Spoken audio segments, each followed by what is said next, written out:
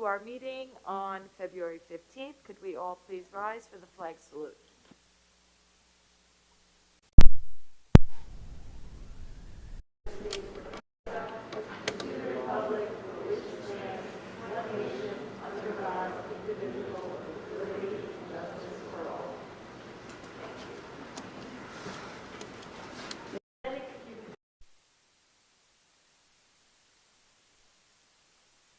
Mrs. Epstein? Here. Dr. Block? Present. Ms. Brooks? Here I am. Ms. Gilliard? Mrs. Melconian? Here. Mr. Smith? Thank you. I'd like to make a motion to recess into executive session to discuss personnel negotiations and possible litigation. Do I have a second? Ms. Brooks, all in favor? Okay, 5-0. We will go into executive.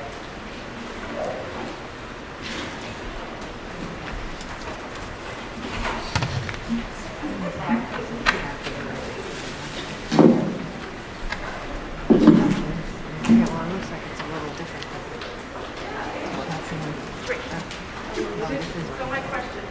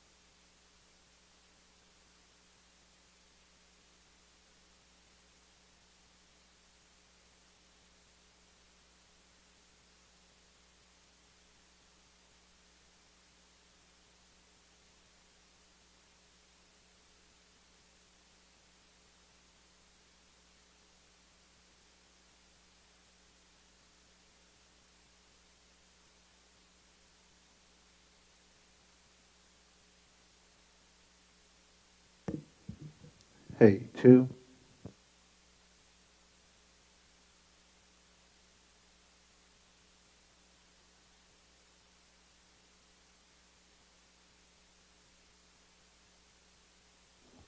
Check 1, 2. Hey, 2.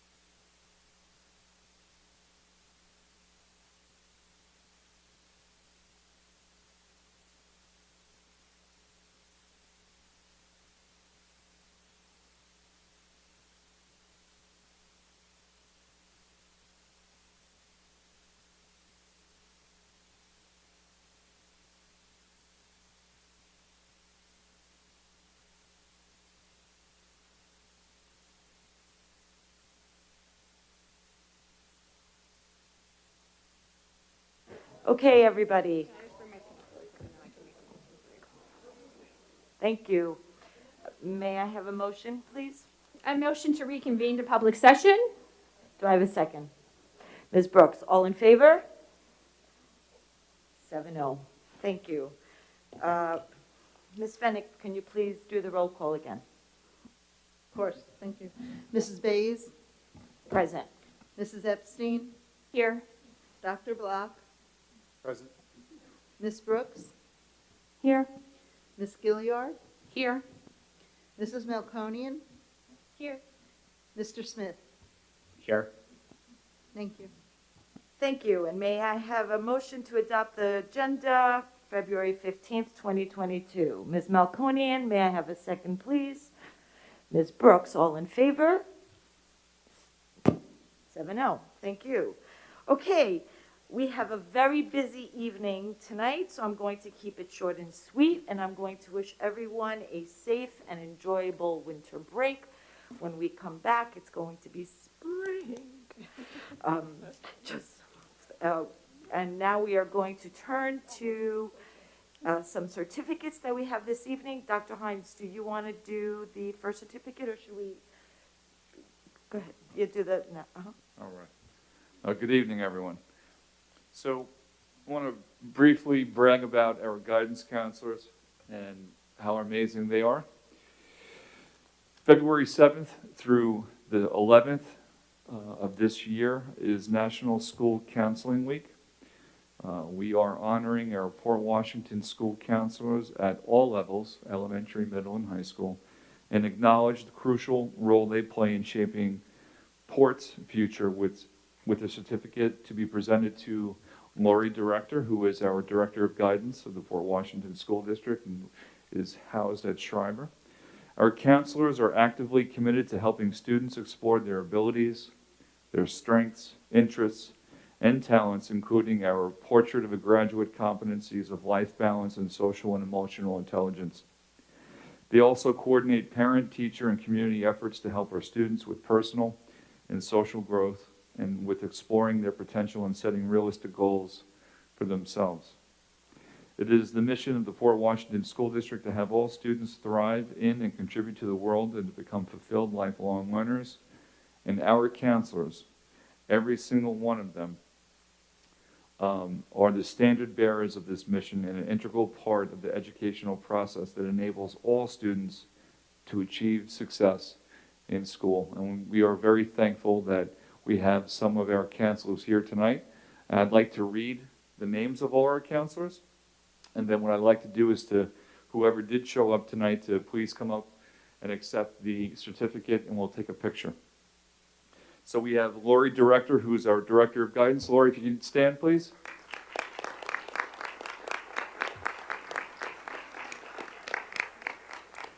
So at Schreiber High School, we have Deborah Strell, we have Lori Jacobson, we have Diana Rafferty, Nori Cerny, Jessica Ludwig, Karen Hazan, we have Jennifer Kanjemi, Joseph Lorge, and Vanessa Garcia. So thank you to all of our Schreiber counselors. We are so thankful for your dedicated service. So at Weber, we have our we have a Weber guidance coordinator who is none other than Francine Weiner. We have Stacy Mullins, Dina Von Salzen, and then Elizabeth, I hope I said this right, Shurian? All right. So if you are here, please, big round of applause. At Guggenheim, we have Arzu Alkin. So I want to say thank you to you. And I know I see Jennifer Biblowitz, who is our guidance coordinator at the elementary level. Yeah, that's right. 2 hands for Jen. The amazing Jennifer Biblowitz. And then, of course, at Daly, we have Casey Horowitz. Casey, thank you so much. And Manor Haven, we have Barbara O'Donnell. Barbara, thank you so much for everything that you do. We'll keep clapping. We have 2 more. We have at Salem Elementary, Gina Kelly. Thank you, Gina. And last but not least, because we know our pre-K kids need our counseling as well, we have Jessica Shaver. So Jessica, thank you so much. So for those of you who are here, if you can come up, I'd like to we'll take a quick picture. Yes, I have one. Well, I have one.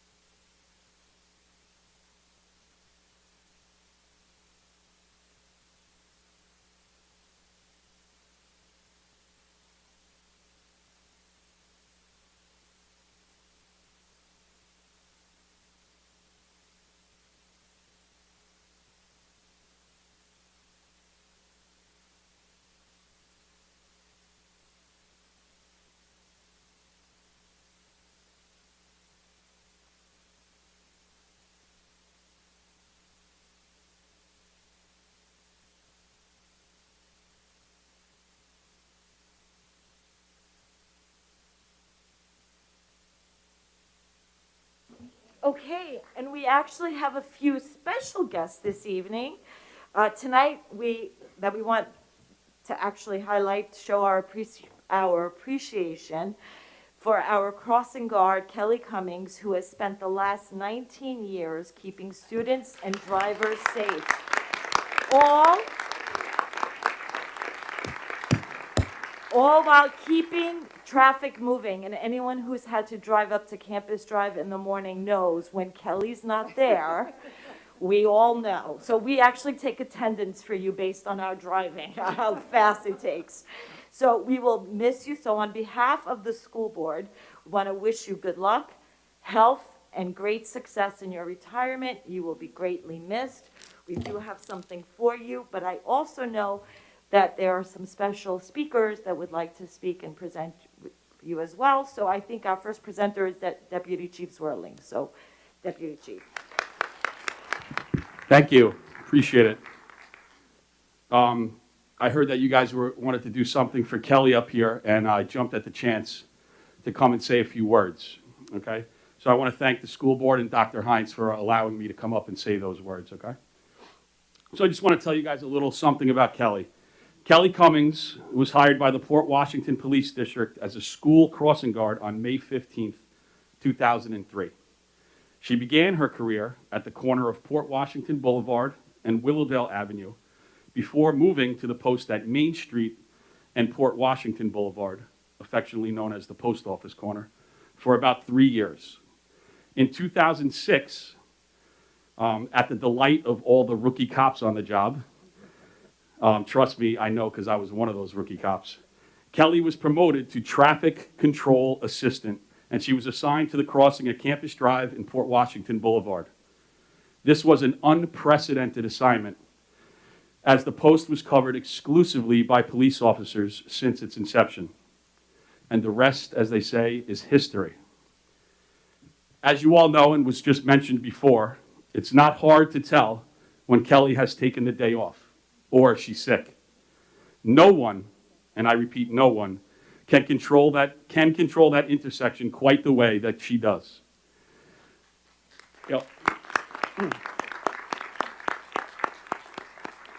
And I live in town. My kids go to the school district, and I drive by Campus Drive every day at 8 o'clock, so I know what she does. And let me tell you all from experience, it's not easy standing there when it's 15 degrees and it's raining sideways. And yet she does it. And she does it to get your kids and my kids to school safely and on time. How about another round of applause?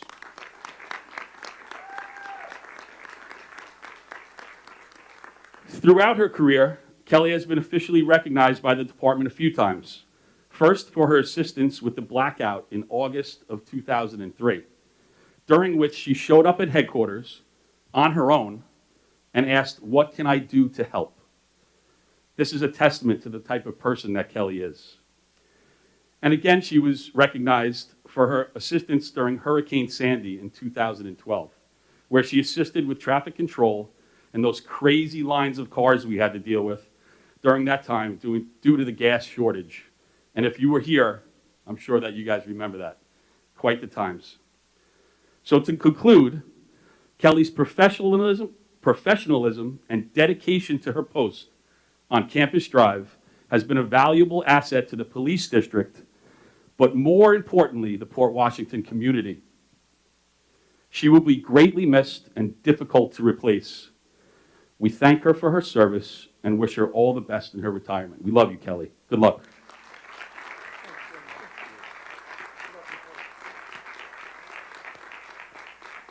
Thanks again for letting me be here for the police district. Thank you. We have a second presenter for something for Kelly, but after when our presenter, and it's our own town councilwoman, Mary Del Monte, I'm going to ask if you can just come up front and we'll take a picture again, okay? So, Councilwoman, mic is yours. Thank you. Kelly, I had all three kids go through this school system, so I know when she was absent as well. So I want to read something from the proclamation. It says, Kelly is known and loved by the parents and students of the Port Washington School District. Parents have expressed their appreciation for Kelly's many years of service, and the students will greatly miss her warm smile and caring presence, therefore, be it.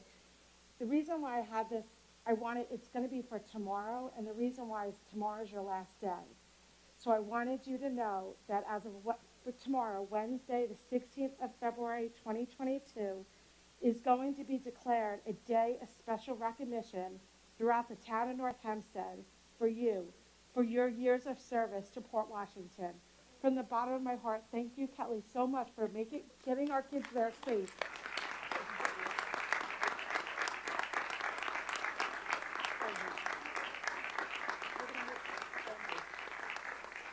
So Mary Ann, can you come up? So could Kelly come on up, and Chief and Detective Pizzello, you're welcome to come as well. We also have some police officers can they come up with us for, come on up, guys. Yes, I'm sorry. Please, everybody come on up. And her co-workers, fellow crossing guards. Just leaving that there so I don't have to drop it.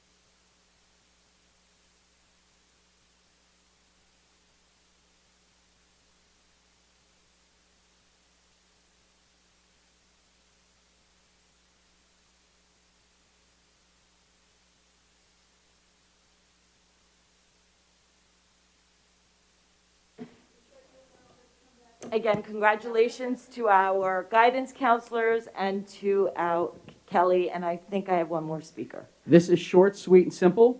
I would like to introduce to you to Carla Bandrowski, who's been at the post office corner. She will be replacing Kelly starting tomorrow and joining her, and we wish her the best of luck. No pressure, Carla. No pressure. No pressure. Thank you. Again, thank you to everybody. Thank you for coming, and thank you to our special guests. Congratulations to our guidance counselors as well. We are now going to move on to our report of the superintendent, Dr. Hines. All right, it's always great to start with wonderful people and good news. Speaking of that, I'm going to turn it over to Dr. Shields. If you wouldn't mind just giving us a quick update with our enrollment report. Of course. Thank you, Dr. Hines. The last enrollment report was done on February 9th. At that time, we had 5,241 students. That's 9 more students than we had this time last year. Thank you.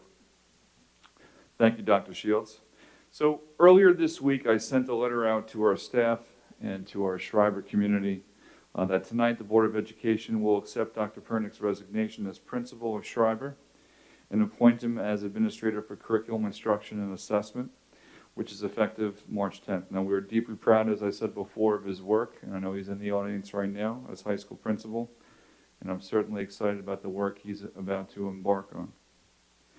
Please note, I want to be very clear about this. As we move forward, this position, we're going to move forward with interviewing, and we have for the assistant superintendent position, and that works in conjunction with everything we've been focusing on this year. And I also want to talk about the state of the district, which I'm very happy to report that we're going to move forward with the state of the district on March 15th. March 15th here in Schreiber Auditorium, I'm going to talk about where we are, talking about our district goals, our new vision, our mission, our core values, the proposed budget as we've been talking about, and how that all aligns with what our strategic plan will look like. And again, more to come about on March 15th, and I look forward to presenting that to our school community. I'm just going to turn it over to Dr. Shields right now and Dr. Allen regarding our district protocols report. Thank you. The District Protocols Committee continues to meet on Tuesday afternoons. Last week we discussed the plan to distribute test kits to students and staff. Pleased to say that this will take place this Thursday. Communications have gone out to staff and to families regarding that. We also decided to notify parents of positive COVID cases each Friday as a summary for the week instead of daily. The notice will continue, as it has been in the past, be broken down by grade level, and that'll begin this Friday. We've also been discussing and preparing our students, staff, and parents for the potential mask mandate being lifted in the coming weeks. Dr. Hines has mentioned this in his fireside chats and outlined key points in a video that was sent out just yesterday. We will meet again on Tuesday after vacation, March 1st. Thank you. Okay, we will move on to community comments. Just to point out, we are going to be doing the first set of community comments not to exceed more than 30 minutes. Please identify yourself, and we have a 3-minute rule. Thank you. Denise P. Hold on one second. Hold on. I'm sorry, I just had a question. Will there be an opportunity to ask questions about the video that went out to the parents? Should I introduce it as new business, or should I ask questions after community comments? Why don't you ask them now? If we're going to just wait a second, okay? I'm sorry, I didn't Go mean ahead. to- Okay. And I don't know who can answer the question, but I was wondering what guidance are we following that would allow children who are not masked to be 3 feet apart from each other? I don't know if I missed new guidance from the Department of Health, or can somebody? Dr. Shields, Dr. Allen, who would like to answer that? Dr. Hines? I could certainly answer that. So, 2 things. One is, to answer the question about the guidance, we reached out to the Nassau County Department of Health. And in doing so, they shared with us, and by the way, there are school districts that are doing this right now. Currently, they've been doing it for the whole school year. So if this was something, well, actually, this is something when the mandate is lifted that we would be able to do. That's the first thing. The second thing is that we've had conversations with our administrators. We've certainly discussed this at the district protocol committee twice, actually, over the past 2 weeks. So in doing so, we feel comfortable moving forward. Now, of course, the governor says that wouldn't be possible when she lifts the mandate, and says under new guidance that we wouldn't be able to do that, not just us, but any school district, then certainly we would follow that and abide by that. Thank you. Okay, I have another question. So basic, all the quarantine rules and the isolation, the quarantine rules and the close contact rules have been predicated on universal masking in the classroom. So now that children, well, some children won't be masked, and they're now 3 feet apart, does that affect quarantining? Will whole classrooms be affected? Do we know if there's guidance on, because now if a mask isn't worn properly, that goes, Dr. Allen, and Dr. Allen is nodding, yes, that will go into the equation. Will So that Dr. Allen, continue, will Dr. that Allen. continue to be the case? Will it involve more children now because more children potentially won't be wearing a mask? So when I spoke to the Department of Health last week, as Dr. Hines mentioned, it was kind of, we'll have to see if there's more guidance coming on all of that. So they really didn't give us some clear guidance just yet. Dr. Allen, but we have gotten updated guidance that talks about quarantine and isolation, which is based on vaccination, correct? Isn't Correct. that the new rules now, that based on your vaccination status, you either, is how you... Correct. The February 4th guidance did include more information about vaccination status than it had before. But that was predicated on everybody still wearing masks. So I guess my question is, now that that No, will be Deb, it changed. did not mention masks. February 4th guidance does not mention masks.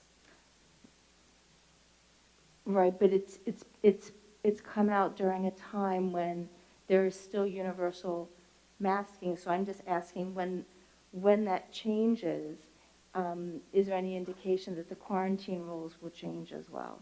So I think the best way to answer that question is the slides that were presented with all the bullet points were vetted, and they are accurate as we know them to be at this moment. Now again, if and when the mandate, when it's lifted, and if the governor deems that we need new guidance, we would certainly follow that. And she may provide more clarifying guidance when that happens. But as of right now, the information that was sent, I'd like to think is clear. And that was the point, by the way, was to allow our community, to allow our staff to understand when this happens, because we think it's going to happen, clearly, I think, sometime very soon. I don't want it to be just a light switch that's flipped and everybody's caught off guard. I think there's a lot of things we've learned over the past 2 years, a lot of things I've certainly learned over the past 2 years that is seared into my mind right now, is that when you fail to plan, you plan to fail. And I don't want that to happen to anyone here, especially for our kids. So as we move through this transition, like I said before, I just wanted to articulate, I'm hoping in a very clear way, what we're looking to do, what the expectations are, and we'll do this together. I have one more question. So there will be some children who will have been sick with COVID, who will be coming back to school, let's say on day 6. But they are required to, under the video that you showed, so will be will be required to mask from days 6 to 10. How will that be enforced? How will the district know which students that they are? So what we're doing right now is I'm going to, and we have been having conversations at the cabinet level as far as how to bring that down to the building level committee meetings, as far as how we can look to operationalize that. And listen, there's a lot of things here, again, that could potentially change moving forward. So what we have right now, certainly the sand can shift, but we will have a plan in place when that does happen. I want to assure the board, and certainly anybody who's listening right now, that we will continue to do everything that we can, and we will, to make sure our students are safe, our staff is safe, and we're communicating in a very clear and effective way. Okay, thank you. Rachel? So today is the first I'm hearing that we got more Nassau County Department of Health guidance, and I know, I appreciate the planning, because I think that's true. We need to be ready for what we are evolving towards. But I was surprised by the 3 feet as well, because that's not in any of the written guidance. I'm wondering if the Nassau County Department of Health is intending at some point to provide us with some written guidance with these new rules. And if there's anything else in the conversations with them that will be changing potentially. And I'm assuming the caveat on all of this, as you said, is the governor may lift this mandate and give us, actually, if history is any indication, she will do this, will give us 14 new rules that we didn't even think about. Hopefully not. But I guess, is there anything else about this, and is there anything coming in writing on it? So I can tell you, and I think you concur with me, Dr. Allen, they will not put this in writing. Yes, they will not put this in writing. But what I can tell you is that, again, in speaking not only with the Department of Health, certainly with my colleagues who have spoken to the Department of Health, to the same people that Dr. Allen has spoken with, that I have spoken with, it's already happening. And again, if anything changes, we will certainly abide by whatever new guidance comes. Okay, I think we have 2 different scenarios here. We have the scenario that the mask mandate is lifted and we have no new guidance, so it basically expires, no new guidance, and we have a plan that has been presented by our superintendent that he has vetted with the administrators, with the protocol committee, with teachers, with his fellow superintendents, and with the Department of Health that says this is how we're going to proceed on the premise that there's just goodbye, it's no longer in existence with no new guidance. Then there is scenario number 2, that the governor says, okay, the mandate is no longer required, however, school districts, you must do X, Y, and Z. And X, Y, and Z will be followed by our school district as we have always followed in the past. Is that correct, Dr. Hines? Am I getting that correct? No, that was very clear. Okay, so I think we can probably, I think we've gotten an answer and we can move on. And when we get a expiration and a new guidance, I am sure that we will be apprised accordingly, right? Okay, guys? So we can move on now to community comments. Denise, I'm sorry we stopped you, but Thank you for indulging my questions. Oh, of course. Thank you. Hi, Denise Paredes. I appreciate the opportunity to speak to you tonight. I'm aware that we are diligently preparing for the impending expiration of the DOH determination and the governor's mask rule. I was happy to hear that members of the guidance team have visited classes in the middle school and that effort is ongoing across the district.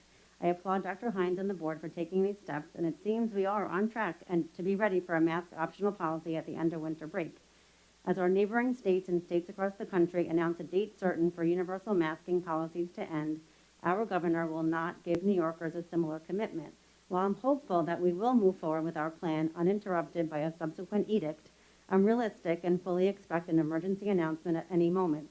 Sadly, at times, I feel that our beloved New York has turned into a post-constitutional state. We as parents wait on tenterhooks for decrees that come down from on high in Albany. I know that the board has made an effort to lobby our electeds for metrics and an off-ramp.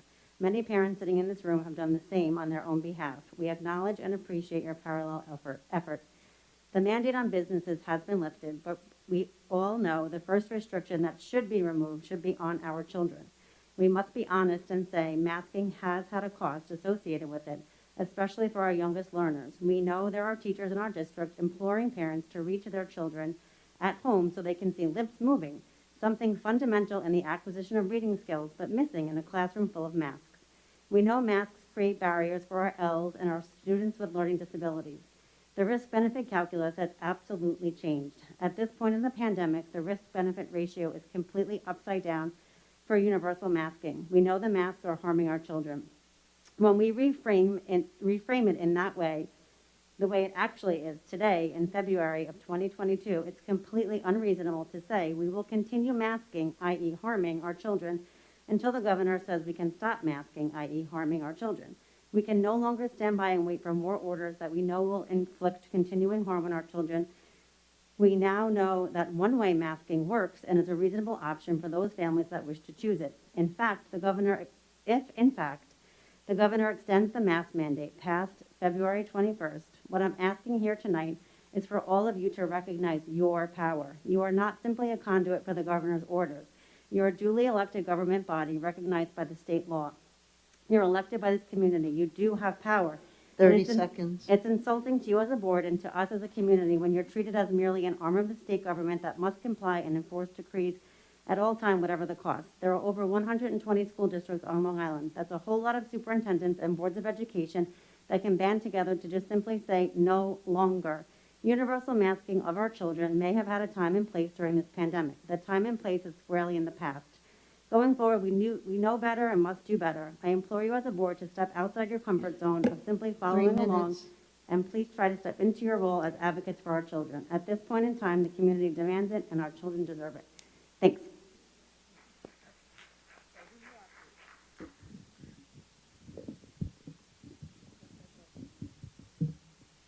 Hi, Regina McLean. I'm the president of the Port Washington Teachers Association. I represent over 500 dedicated and caring professionals. We're teachers, psychologists, nurses, social workers, and counselors. First, Kelly's not here, but I did just want to thank her for all of her years of service and congratulate her on her retirement. The teachers and the PWTA members of Weber and Schreiber have been so appreciative of how well she's moved the crazy traffic up Campus Drive while keeping us safe. And we're so happy to hear about Carla replacing her because we've seen her in action. She's going to be great. I also wanted to congratulate Dr. Ira Pernick on his appointment to the new administrator for CIA, as we call it, Curriculum Instruction and Assessment. Some people have asked me, we've been using this acronym CIA, are we in the spy business now? But congratulations, we're looking forward, Ira, to working collaboratively with you in your new position. And we also just want to welcome Jay Lewis back. It's going to be great to see him back. And then lastly, I want to thank all of the counselors for all that they do. They really are, you are, the heart of our buildings. Our buildings would not be the same without you. So thank you.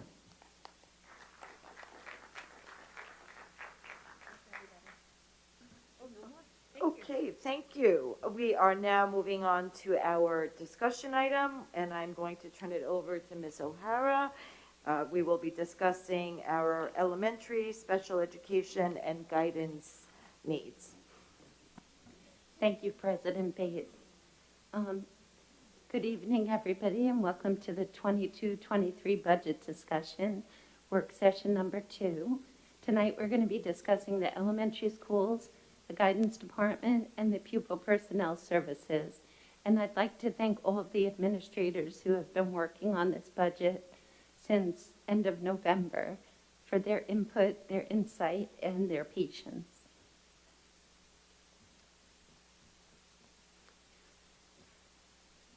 So this is our second work session. On March 8th, we'll also be discussing athletics, fine arts, facilities, transportation, and security budgets. On the 22nd, we'll do an overview of the estimated revenues. We'll discuss personnel, ELL, BOCES, driver's ed, and adult ed. And then again, on April 12th, the board will adopt the budget. On May 3rd, we'll have a public hearing. And then on May 17th, we will have our annual budget vote and school board elections, which we encourage everyone to come out for. So New York State has its 11th year of operating under a tax levy limit for schools. So I wanted to briefly go through the tax levy calculation and how it's formed. I know it's a little difficult to see these numbers, but I'll discuss how it's formed. So first we start out with last year's tax levy, and there's a tax-based growth factor, which is supplied by the Office of Real Property Services. So this year for Port Washington, it's 0.0034. So what that means is there was new construction, and that's like brick and mortar improvements to houses in the district. So that number is multiplied by the last year's tax levy to come up with a base number. Then we'll add in pilots receivable from the prior year. We'll deduct capital exclusions, and then we'll have an adjusted prior year tax levy. Now, to this number, we'll take the lesser of 2% or the National Consumer Price Index, which this year was 4.5. So that number will be increased by 2%. And to that, we'll back out the pilots.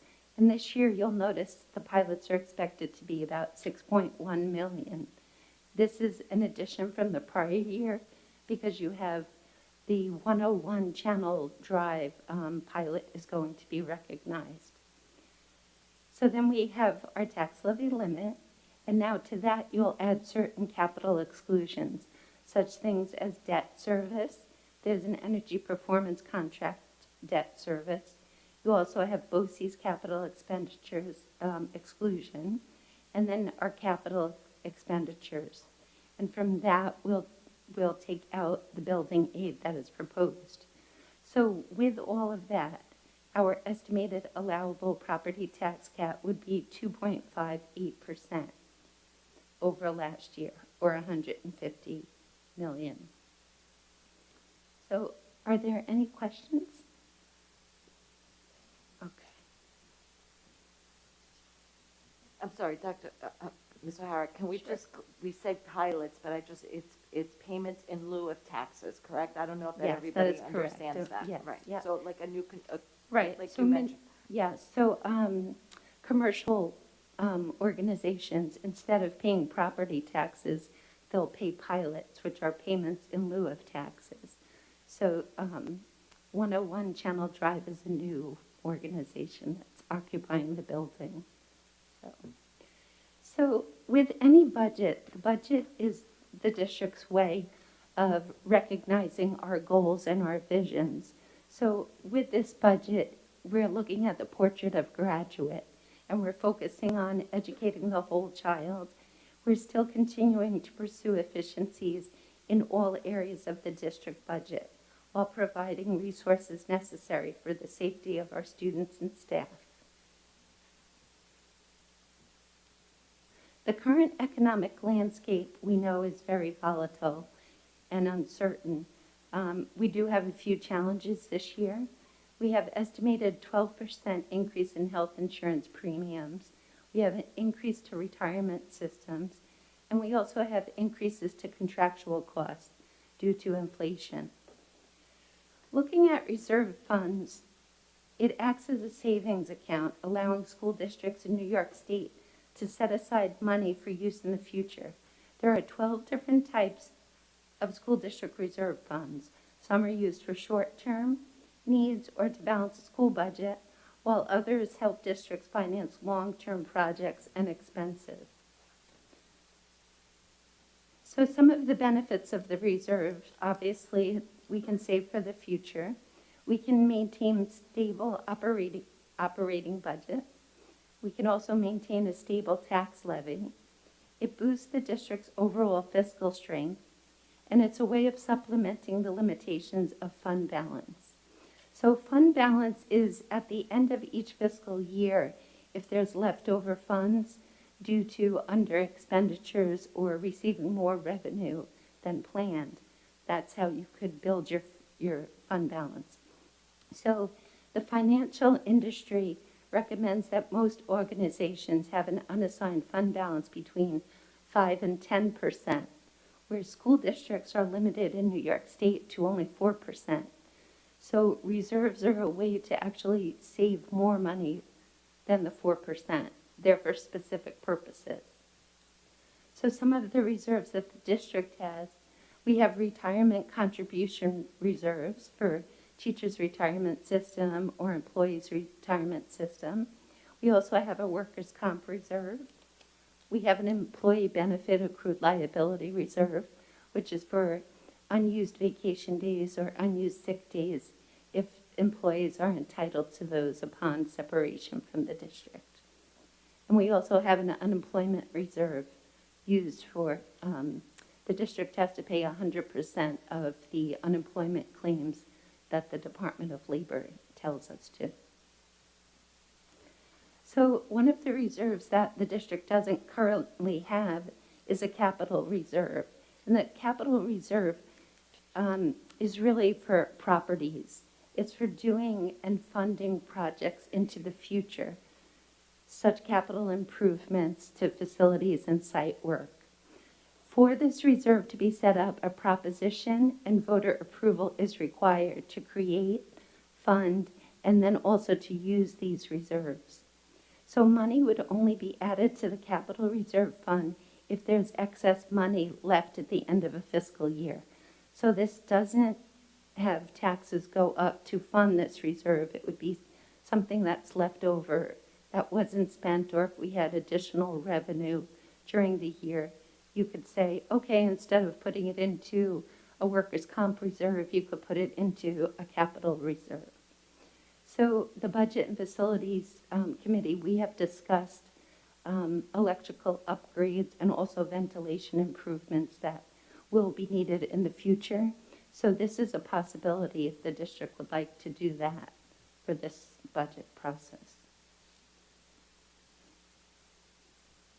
So the district has 5 elementary schools, and this chart up here, it's a pie chart, and it really reflects where most of the spending is taking place. You can see textbooks is a large area with material and supplies, classroom furniture, and contractual, as well as equipment. So the elementary school is altogether, they're looking to purchase classroom furniture, an increase in textbooks due to software subscriptions, literacy support for the reading programs, as well as updating books and resources offered in the libraries to provide a more diverse assortment or variety of books that appeal to our students. So up on this chart, you can see this is the overall budget for the combined elementary schools. You can see the yellow highlighted. These are the major areas of increases.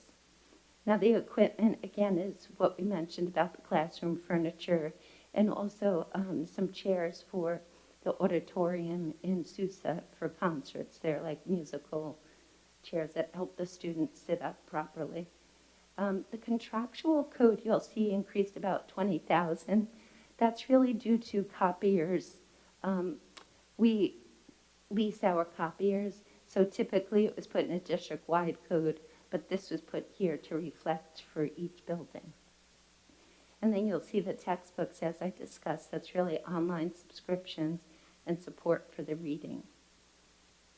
And again, the library has a slight increase of 11,000. Do you have a question before I go? So I just have a question. This is really helpful, but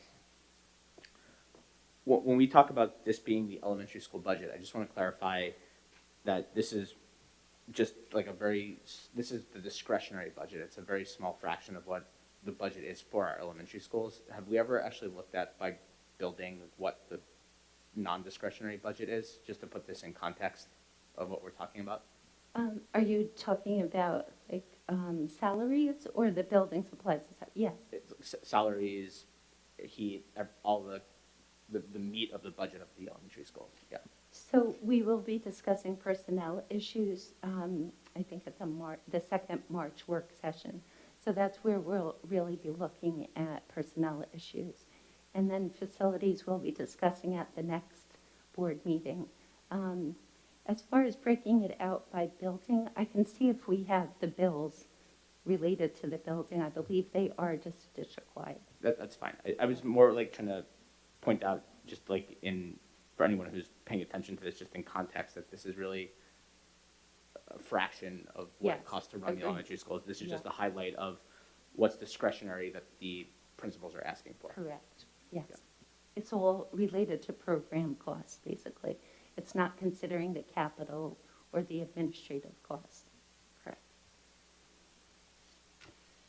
So now we have the guidance department, and as we know, the role of the guidance counselors has changed quite considerably, where it's no longer just what are you doing after you graduate.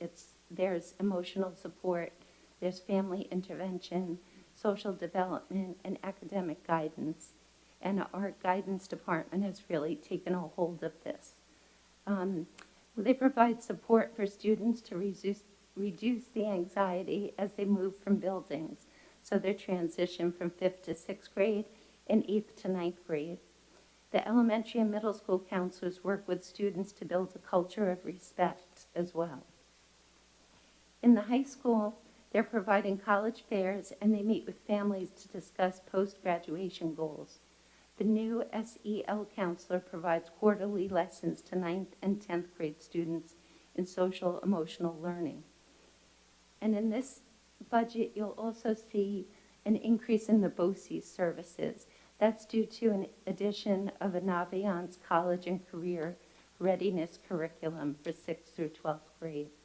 You'll also see an increase in the contractual line. This is with the COVID restrictions relaxing. We're hoping to be able to send our guidance counselors to more college visits and as well as just traveling to conferences. So next up we have the Pupa personnel services. This you'll see has a 0 increase. It has stayed flat. We're talking about integrated co-teaching, and Dr. Allen is going to provide just a little update for everyone after I'm finished with going through it. You'll see there's an increase in the BOCES placements, but these are offset by decreases in out-of-district placements, as well as bringing students in district. And also, we would like to continue the expansion of the extended school year program. This is a program that takes place over the summertime and is designed to give extra support to students that may regress over the summer. So, Dr. Allen, would you like to add? Sure, I can jump in. Thanks. Just with respect to the integrated co-teaching program, as most of you know, we've offered integrated co-teaching at Weber and Schreiber historically, and this past September we were fortunate enough to be able to expand it to the elementary school. Years ago, my understanding is it used to exist, and then at some point it kind of went away. But we did bring it back. This year we opened up classes at SUSA in grades 2, 3, and 4. The model currently is 2 teachers full day, 1 special education teacher and 1 general education teacher all day long. We've brought in a consultant that works with the teachers throughout the year, goes in, does modeling, works class profiles, does some observations, and works with the teachers on the 6 types of integrated co-teaching models that exist, so that the teachers are really getting a wide knowledge of the types of services they can offer in their classrooms. My hope for next year is that we're starting it in kindergarten, 1st and 5th grade. And then the long-term vision eventually is to have our consultant work with the teachers at Weber and then at Schreiber to really increase that K-12 vision of what inclusion should look like for our students here. I can tell you with our students transitioning this year to SUSA, they transitioned well. If SUSA wasn't their home building, SUSA is a very welcoming, accepting school. Our school counselor and our school psychologist worked very hard with the teachers to make sure that this was good. We did some tours over the summer, Ms. Sheehan and I, to make sure everybody was comfortable before the school year started. The teams that we've put together are working really hard. They work very well together. They work well with our consultant as well. I've gotten very positive feedback from him. He is also working with them on their own personal goals for the program and what they want to see for themselves professionally and for their students. We have gotten some positive feedback from parents as well about how the children are doing in general and how the transition worked for them. I think that's all I want to say about inclusion, unless there's some questions. Okay, and then just in terms of the extended school year program, we historically have extended school year is decided on at a CSE for a student that might evidence what they refer to as substantial regression. So without having school over the summer, it's going to take them what they measure about 8 to 12 weeks to get back to where they were when they left us in June. So this is for our most involved population of students, and we haven't offered a program to them in the past. We might offer a student a couple hours a week with a teacher or, 2 30-minute sessions with a speech therapist, but that's arranged individually with the parent and the provider. This past summer, I opened up 4 classes at Guggenheim for our students in the TLC and Invest programs, and the feedback was phenomenal from the parents, the staff, the kids. They absolutely loved it. It was 5 days a week, half days, and it's really about the consistency, so that they're there, they're in a routine, it's fun. Having it at Guggenheim was amazing because they got access to the preserve. And again, just such positive feedback. This summer, I'd like to expand it even further for our students in the Elementary RISE program. That's our 1211 program. TLC and Invest, for those of you, it's the 812 programs at elementary, middle, and then our 1211 at the high school, what I'll call a functional academic program. And then our RISE program is modeled on the general education curriculum, but our students need more modification and accommodations in order to access the curriculum. So again, we have several students in that program that I'd like to further expand the program to. And then eventually I want to even open it up a little bit more. So we'll talk about that in a couple of years. Thanks. Can I ask a question about the extended school year program? So it's my understanding that in what's being proposed here, both the ICT program and the extended school year program, those are things that we offered this year for the first time because of the ARP funds. Is that correct? Both of them were offered because we had that federal funding? The extended school year program is actually, we get reimbursement from the state on that already. So I just reallocated the funds a little bit differently, and then I had to apply to the state to be approved to run the program, and then we'll get funding back for the program as well. So that's separate from the ARP funds, but inclusion was part of the ARP. Even better, thank you. Okay, thank you. Am I understanding that we get the funding back for the expanded program, so it would be a negative cost? It's not negative, it's a percentage. We'd have to figure out, but it's not a negative. There is a slight cost to the district, but we're already paying for that. I'm just using it differently. Okay. Okay, so since I just have another question. On the BOCE services, that's the one line that is increasing, and that is, and can you just expand on that, what that is?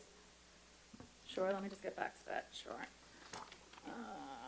So since really it's just kind of offsetting changes in the other lines, BOCES does offer programs for us that, for our students that might need a higher level of management need than they might be able to get in some of our private schools. Thank you. Just overall, just some contextual information. Since the 2014-2015 school year, we've actually decreased the number of students in out-of-district placements by 23. So over the course of time, we are bringing more students back. We're keeping them here. We're trying to provide more services to keep them as much as possible. The other issue with BOCES is that we tend to see about a 3% increase in tuition every year. So even though we're bringing students back or they're graduating, the tuition goes up, and it kind of eats away at that. So and then with the pandemic this year, there are some students that we've had to look at BOCES for also. Sorry, thank you. So the bottom line is that it's flat, the overall number for it's basically just the change in the coding, the way that you've put it in. Correct. And so the ICT dollars that we have set aside for next year are still being funded out of the ARP funds? That's a question. I believe so. Yeah, Okay, so I think believe going there's a forward, shift. we have to start thinking about us planning for, right? Okay. No, that's okay. I'm glad we're having this lengthy discussion about the ICT program and all the other programs that Stephanie oversees. So this year, when we introduced the ICT program, it's coming from our federal monies that were allocated, and we're allowed to spend them over X amount of years. What we're doing for next year's budget is, and please Kathy, correct me if I'm wrong, the 3 positions that are ARP funded this year, next year, for this budget that we're talking about, will go into the general fund, okay? Then we have the other 3 ICT teachers left that Dr. Allen was talking about. They'll be funded next year, ARP funds, and then the following year go into that following year's budget. Does that make sense? Okay, so we're phasing out of ARP and we're embedding it into the general fund. Yes, thank you. Thank you. So should I turn it over to questions, or do you want to Dr. Donald, do you want to say anything else? Does anybody else have any questions for Ms. Brooks? Thank you. I actually had questions from the beginning, but then I just figured I'd go along, and I'll work backwards since you're already in the hot seat. I just have one question about the out-of-district services. I understand you see a trend decreasing. Is there any possibility going forward that it will reverse? I mean, I don't know if you know, well, I guess the question is it dependent on the children and their needs, or are we starting as a district to be able to handle more diverse needs and more children? Yeah. It's a little bit of both. And as we bring other students back, that does have an increase in my contracted codes because we're using more behavior specialists, we're using more behavior specialists for the most part, and they are in turn training the staff. So the staff benefits from that for subsequent years. My focus is to keep as many students here in Fort Washington. There's nothing that any of these other schools can do that we can't. So. Steph? You have more? Oh, yes, I do. Okay. Ms. O'Hara, thank you very much. So I had raised my hand earlier because I wanted to know, I'm sorry for flipping through these pages. How long will we continue to see the estimated 12% increase in health insurance premium? Because I think that was a really big unknown. At what point will you know what that number is? We won't know what that number is until 2023. So that's for part of the year. The current rate for this school year from 2021 to 2022 increased 12%. So we don't find out from NISHIP until probably December of this year. So that's why it's an estimate. It could, I'm hoping maybe it's 10%, but most school districts are budgeting between 10 to 12%. And that's really due to all of the COVID-related expenses that the health insurance industry is recognizing. I see, so you plan for the worst, and so you And hope don't for fall the- short. I understand, okay. So at the elementary schools, excuse me, the textbooks, I guess are the textbooks going uniformly to all the different elementary schools? Are they all ordering the same thing? Are the needs different among the elementary schools? I guess a better question is, because we have diversity, equity, and inclusion right in our sites, and it's talking about a more diverse assortment. I don't know if it's diverse in terms of diversity, equity, and inclusion, or the 5 schools are just ordering different books. So I'm wondering if in this process there's a goal to, I don't want to use the word homogenize, but just to have the same textbooks across the elementary schools. Well, the diversity, they were really discussing the library and the books that are offered there, because I guess it's been some time, and it varies among the schools. Some of the schools have gradually been changing up the books that they're ordering, which they all have, but now they really want to take a look at it, and I know the principals have been discussing with each other. As far as the textbooks go, it's really to support the literacy in the elementary school in the reading. So as far as what each individual building does, I'm not 100% sure, but it's funds are put aside so that they can use it for literacy. Okay, thank you. Purchasing classroom furniture, which category does that go into on the next page? Is that part of equipment? Yes, that's part of equipment that's highlighted. Okay. You see the 2110 200, that's for students' equipment. The small equipment up above, that's for office furniture for the principal, like for the main office. Mm-hmm. Oh, the code 21210, yes. Yeah. And so is this classroom furniture, because I know a lot of furniture was taken out because of the pandemic, it was switched around. So this is to augment what used to be? No, this is for in Sousa, we did their auditorium over. So when they have concerts, there's special music chairs, and currently their chairs are not appropriate, I guess, or the ones that would be productive for the students. So in there is that. There's also for all of the schools, different classroom furniture as needed. Thank you. Okay, Ms. Malconian, do you have any questions? Just the one we've had presentations in the curriculum committee about graduation rates, which led to conversations in the high school budget for BOCES to attempt to address those needs. In part of those graduation rate conversations were about our L populations and our special needs students as well. Is there any part of your budgeting that has to do with programs for our special needs students to improve their graduation rates as well?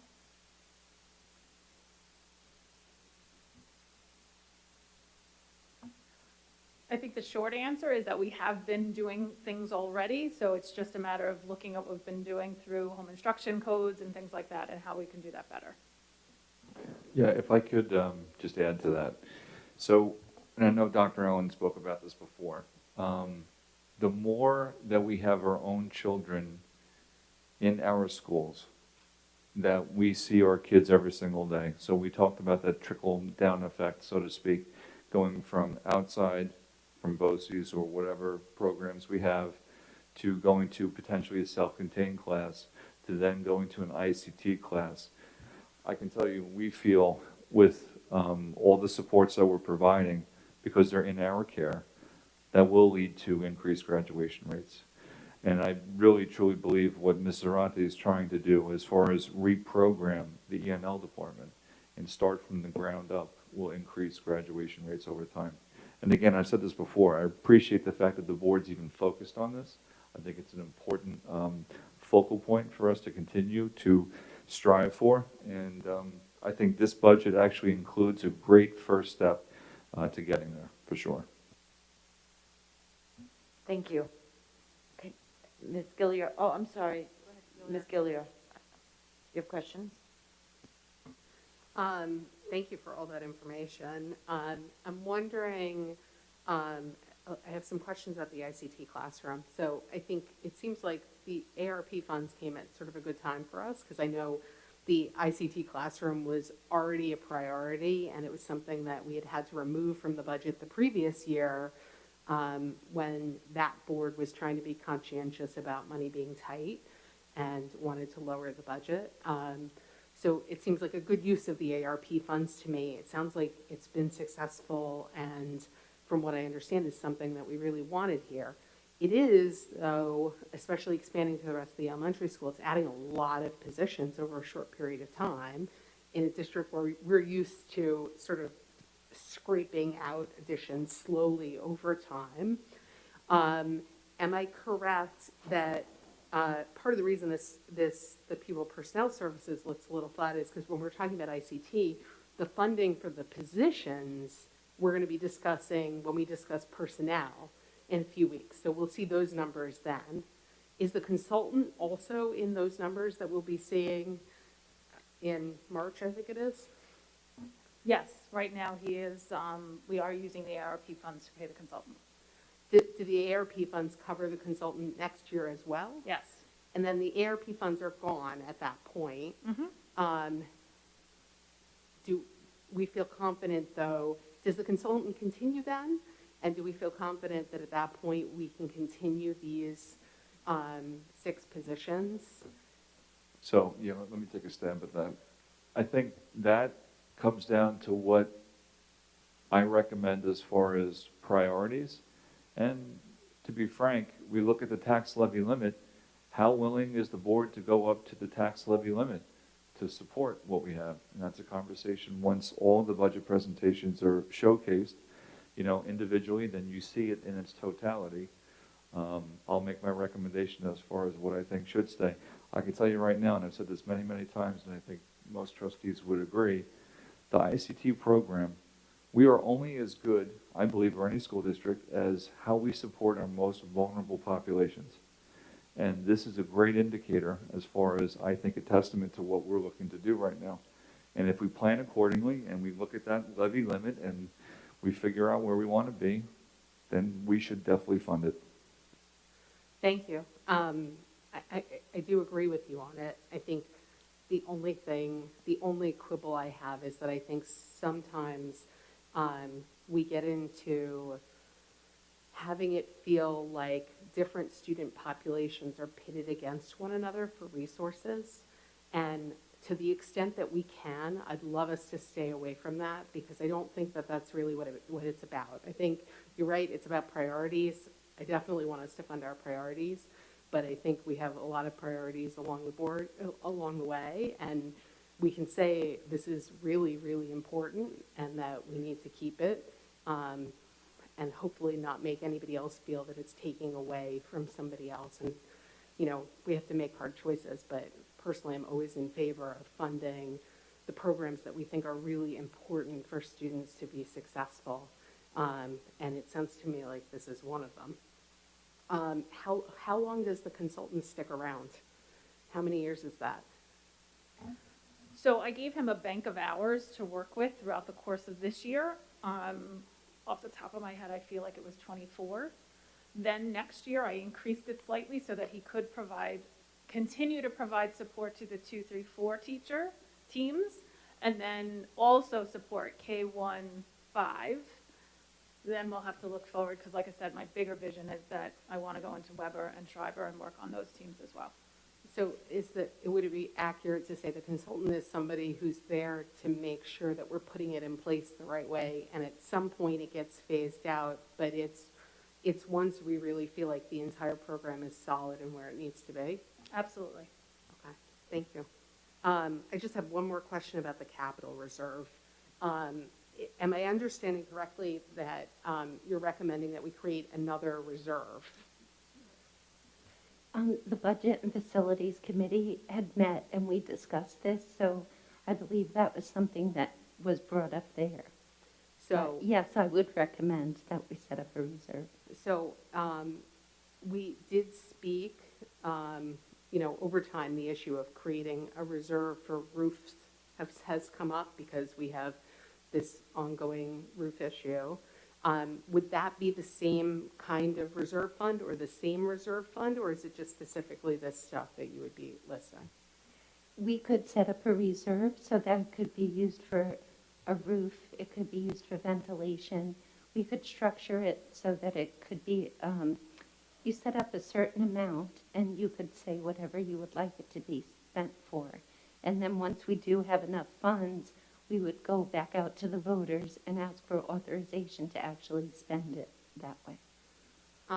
But Rachel, just so this budget, the plan was to continue roofs out of the transfer to capital. No, I know. So the committee hadn't necessarily recommended yet about a capital reserve. I think we're going to cover that in one more meeting. Okay. Yeah. I didn't mean to get ahead of you. And I knew that this year's committee was not talking about roofs as a reserve, but we had discussed it in the past. So I was just wondering if it was something that we could embed in this in case we wanted to do it for later. The other thing is I know that the budget committee's had extensive conversations this year and previous years, but I think for our public, we should note that when we're talking about these kind of things, it's not spending more money, it's responsible fiscal planning for the future for facilities issues that we have and that we have to be prepared for. And so it's really just arranging things in a way that's responsible. Yeah, I think so the way we to can think plan about for the future. reserve fund is it's like another place to put excess funds in addition to the current choices where we can put it. Yep, thank you. Ms. Epstein, you have a question? Yes, I just have a question, and it might be more appropriate as we talk about personnel down the line, so I can hold my question till then. Under the guidance department highlights and requests, I see that the new SEL counselor, again, that counselor was afforded under ARP for this year, and it appears that they want to go forward. So that is an increase and a new increase to our budget, because we saw positive results from that. And that's how I mean, if it's more appropriate to talk about during personnel, then I can bring it up, but I just want to make sure I'm on the same page with our spending. Okay, and then my next question in regards to guidance is, this looks very secondary level heavy in the requests and highlights, and with mental health being a priority, both for the Surgeon General, for the state, for the governor, for the Board of Education, do we have any elementary programs or full pre-K through 12 programs that we are looking at to enhance our guidance or mental health services, or would they be covered under another portion of a conversation we're having? I know Laura, Director, is here. Would you be able to help with that answer? Oh, yeah. All right. Thank you. So we do have, I know you're familiar with the ruler program and the ruler approach, and we have a number of, all of the elementary schools have been trained there, and most of those funds are coming from the consolidated grant. And if I can add to that too, we're looking to partner with Northwell as well, as far as, trying to enhance the relationships and services, not only for our staff, but certainly for our students. So I'd like to, at some point very soon, update the board as far as what that relationship looks like. Is that something that's budgeted for, Dr. Hines? No, as of right now, there is no charge for that.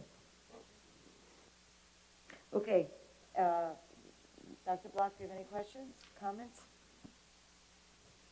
I think it's just a general one on the structure of these meetings, and it is related to the fact that, we've now done 2 budget meetings. We're going to do 2 more or 3 more. So I guess my concern is I tend to have the gut feeling that we are going to have a budget shortfall and have to reduce spending in certain areas, because that is what tends to happen. However, I'm not really seeing any areas where there are recommendations on things that will be optional, where the Board of Education actually has to make tough decisions. Can you give me some direction as to where those are and when we will start to see those sorts of, get those sorts of decisions? I think when we discuss personnel, you'll see that, because we do have several retirements, so that should really help with that. And just as we go through the rest of all of the utilities and the rest of the budget, I think you'll see that. Okay, thank you. So the answer is next time? 2 times. 2 times from now, yeah. So just, can I just recap? So I think this is a little different than we've done in the past. So in the past, we've had just a general presentation of, here are the requests that we've gotten from all the principals, the requests that we've gotten from different departments, and then we're told, and this is what I, superintendent, am recommending. This time, with Ms. O'Hara coming on board, she's doing things a little differently and giving us, as board members, a real view into what the actual requests are by building and how they relate to our goals and to our mission and vision of educating a whole child. So I think it's a little different for us, and I know we're eager as a board to kind of get to, okay, what's the number, and how do we balance it? But I do appreciate the process, because I think it allows us all the opportunity to kind of see what the needs are and where our educators are putting their requests. And as Dr. Block, you have pointed out, at some point, we're going to hear from Dr. Hines what he thinks is the ultimate recommendation, what you are going to be recommending. So we've had these are all the wish lists, if we could look at it this way, and we will get a presentation on what is the actual the recommendation from the superintendent, and from there we may have to make some even harder decisions. So I think we're all used to just getting the bottom line, but I think this is a process that is very valuable, and I appreciate it. So Mr. Smith, do you have a question or no? Okay, great. So Ms. Brooks. Thank you, Ms. Bates. Just one more question. The addition of the Naviance College and Career Readiness curriculum, what is that? Mr. Rector, are you here? Would you mind coming to the mic? Or are you, will somebody else want to answer that? And how expensive is it?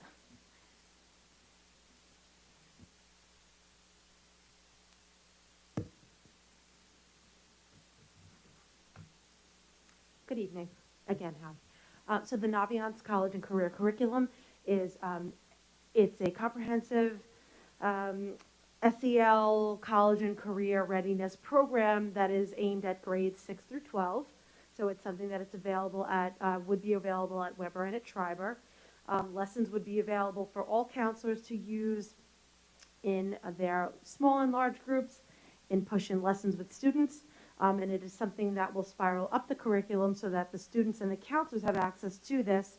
So when the Weber counselors are, they transition their 8th graders up to Schreiber, our Schreiber counselors will be able to continue with that work throughout their 4 years at Schreiber. So it is, it's a spiraling curriculum, and it aligns to all the New York State counseling standards, and career standards, actually. Oh, and Castle, I'm sorry. So it's the primary purpose is for social emotional learning. It's for academic, social emotional, and for college and career. Thank you, Ms. Director. Thank you. Ms. Gilliar. I have a question about that now. So is it for all students? Is it aimed at all students? And do we have it because we're complying with the New York State standards and we needed something to comply with it, and this was the program that we decided was the one that did it well? Or is it that we've decided we need this addition? Yeah, so Mr. Director, the genesis of the request, like where did it come from and why? So the genesis of the request, so this is a product that I have used prior to my arrival here in Port Washington. It augments the Naviance program that we already use, and it takes it to the next level. It's accessible to each and every student. We would be able to further our comprehensive developmental guidance program by utilizing this curriculum so that the counselors would be able to access this and implement it with each and every student in grades 6 through 12. So it augments the program that we're already using, but not the curriculum aspect. We did not have that before. So that we can understand what does it really look like for a student, right? Right. I understand it's a comprehensive program. Is it meetings with students? Is it certain So it's actually, it's a little bit of all of that. So their lessons, the counselors would have access to running through lessons at every grade level, parsing out those that would be applicable to each grade, and as it aligns with our program and the state standards. How it looks from the student end of it is that the students would have, it would be available on their Naviance student accounts for each student. They would have a task built in and assigned to them. They would go in and do those tasks, but then come together with the counselor, either in a large classroom setting or in a smaller group setting, and would be able to work on the lesson along with the counselor. So, Mr. Director, maybe what I can do, we'll sit down with Dr. Mioli, myself, we'll have a conversation. We can update the board with maybe a few slides outlining so they can see what it looks like and what the benefits are. Absolutely. Thank you. Okay, I believe that sums up our discussion item. So we will now move on to committee reports. I believe the only committee that has met is Policy and Personnel since our last meeting. Ms. Brooks, do you have something to update the board with regards to action items? No. Okay, So there were great. no action items. The date of the next meeting is March 16th at 9:30 in the morning. And I don't know concretely of agenda topic items, but we're pretty good, and Dr. Shields and his team are very, very good at getting everything up on board docs. It's possible grading will be back on. I'm not sure. Don't look for homework, right, for another couple of months, but possibly grading. But the agenda will be posted. Thank you. Budget and facilities, you have not met since we last met, but we have a next meeting is February 28th. Is that still the time and Yep. I was thinking, I think we're going to talk about potentially taking Julie's recommendation and moving it, but as of right now, it's the 28th.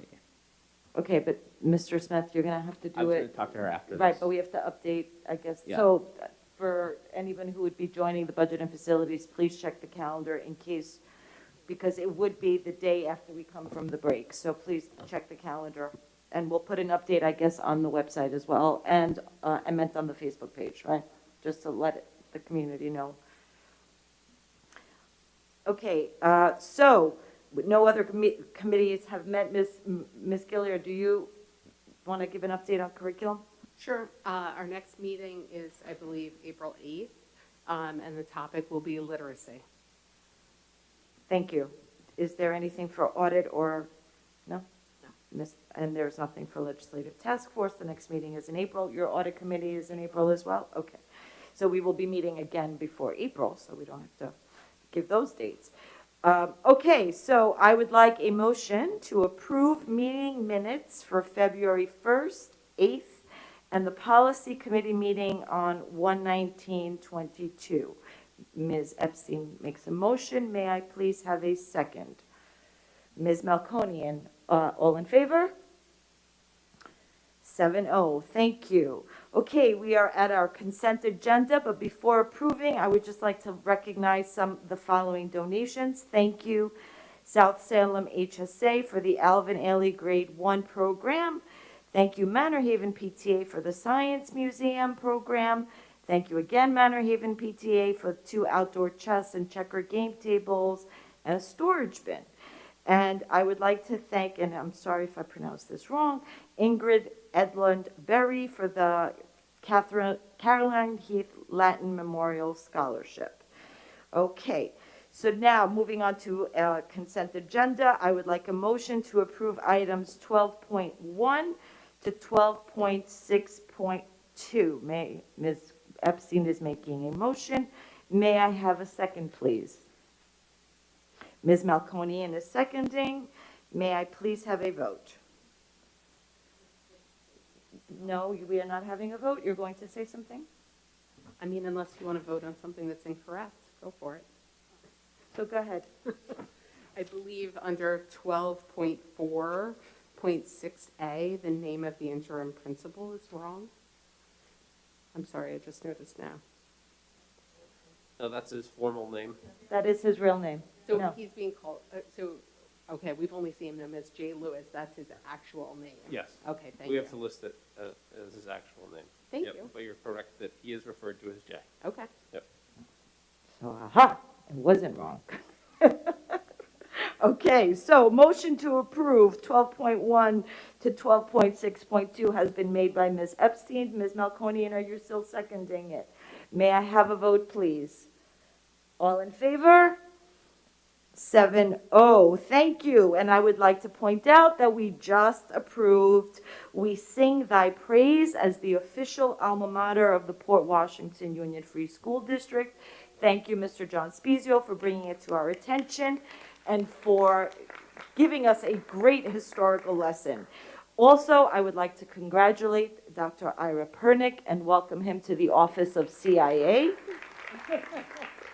And welcome back John, also known as Jay Lewis. Welcome back, Mr. Lewis. Looking forward to having you back here in the interim. We are now moving on to board policy. Ms. Brooks, we would like to make a motion to adopt policy 2250.1, which is board standing committees, and policy 5100, which is student attendance. Correct? Those are the board policies to adopt? And that is correct, unless anybody has any objections. May I have a second, please? Ms. Epstein, all in favor? 7-0, thank you. We also have this evening we have a motion to adopt or approve the 2022-2023 school calendar. May I have a motion, Ms. Epstein? Do I have a second? Dr. Block, all in favor? Okay, 7-0, thank you. So, old business, we had some community comments that we are going to be addressing this evening. The first question was, what are we doing about the students who don't have a teacher and classes are canceled at Schreiber? Dr. Hines, are you going to answer? Yeah, I can certainly answer that. I know we have two resident experts here who could probably answer that as well, but I'm going to take a stab at it. So the process that we have in place at Schreiber is that if a teacher is absent on their first day, the practice for many years has been we don't have a substitute move in to that classroom and teach. So the class is canceled. Now, after that first day, what we do is we try to use a permanent sub. We have 2 permanent subs at Schreiber, and we try to utilize the permanent sub. If the permanent sub is not available, we go to a per diem sub that we have on our substitute list. And then unfortunately, if we've exhausted all those options, then that class would be canceled again. I know Dr. Pernick and his team certainly try as hard as they can to make sure those classes aren't canceled, but that's a process that we have in place.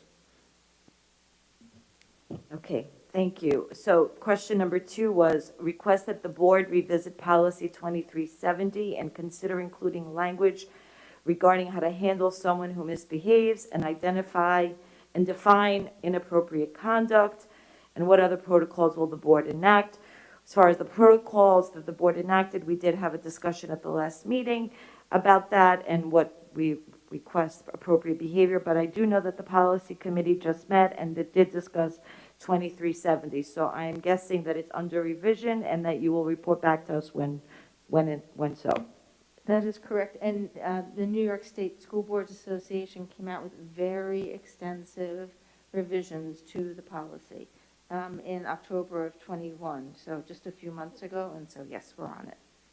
Thank you, Ms. Brooks. Okay, question number 3 was from the COVID flow chart. It appears that a possibly healthy, unvaccinated student will be required to stay home if deemed a close contact, and by taking away live streaming at the high school, you are keeping a healthy child out of school and providing only Google Classroom. How are you addressing the situation, and aren't you denying a healthy child in education? I believe this question was regards to unvaccinated students having to quarantine, and I believe this really comes down to the issue of test to stay. Unfortunately, at this time, the Nassau County Department of Health is not willing to support this program, and until the time in which the Nassau County Department of Health can support the program, which the governor has said should be put in place, but has given authority to the local Department of Health. As a school district, we are forced to basically not be able to allow opportunities for students that may be healthy to test out and to come back to school. But if it changes, and perhaps with her if new guidance comes out, maybe that'll change. Okay, moving on. New business. Anyone? No. Okay, we have another opportunity for the community to be heard. Again, it's a 3-minute rule. Jessica Mawani. Good evening, Jessica Melwani, Manor Haven parent and co-president of the Port Washington Parents Council. 2 gaps that have not been addressed in the budget work sessions to date are basic school supplies for students in need and the budget of the Port Pre-K. In tonight's presentation, the line item for materials and supplies at the elementary level seemed to show an increase for the $500 increase for the coming school year. Parents and staff know that is simply not enough to ensure that every student in our district, across all levels, has the most basic tools for classroom success. Each year, parent organizations in each building, along with our generous staff, are asked to fundraise against this need. This was the case before COVID, even when materials were shared. It has always been a gap that has challenged our community. This board has an opportunity to change that. Through its one-to-one program, the district provides the necessary tools for digital learning to every student. Yet many still want for the basics: pencils, crayons, notebooks, color-coded folders in every shade of the rainbow. I ask the board to consider increasing the materials and supplies line item at each level to ensure that every qualifying student in need receives the tools they require to be successful in the classroom, and to stop relying on the kindness of our generous community to fund our students' most basic educational needs. Next, I have not seen anything in the materials to date about how the budget will evolve to support our Port Washington pre-K students. If we are truly focused on the mission and vision of the district, we must start painting that portrait of a graduate in pre-K. A relatively small increase to the pre-K budget will provide important, enriching opportunities for our youngest students, opportunities that are currently covered by generous contributions from our whole parent community. In both of these areas, we're talking about increases of thousands of dollars, not hundreds of thousands. It's a relatively small amount for a school district, but a significant fundraising challenge for our groups of dedicated parent volunteers. So I will end with a question, in the hopes of continuing the conversation at the next meeting. Will the district increase the supplies and materials budgets for all levels, and will it supplement the Port Pre-K program budget to better serve our students in need and take the onus off the HSAs, our parents and staff, to provide the fundamental tools for classroom success? Thank you.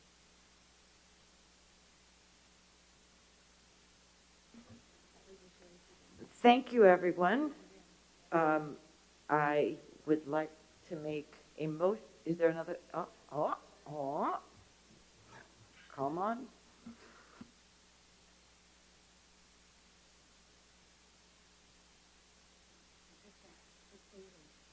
Hi, Regina Marino.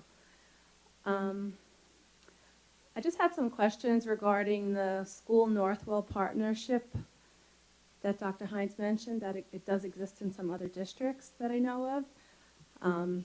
It's not a decision that should be made unilaterally, and we hope there will be a town hall or community forum to address some questions that I or others may have, such as what would be the parameters of the relationship, how would they access our students, what is the community involvement, and how far along are you in negotiations with Northwell to bring this to our schools? That's all. Thank you. If there are no further comments, I am going to make the motion to adjourn and to see you all on March 8th for our next meeting. Do I have a second? Sure. Ms. Epstein, all in favor? Okay, 7-0. Thank you. Good night, everyone, and happy February break. Enjoy.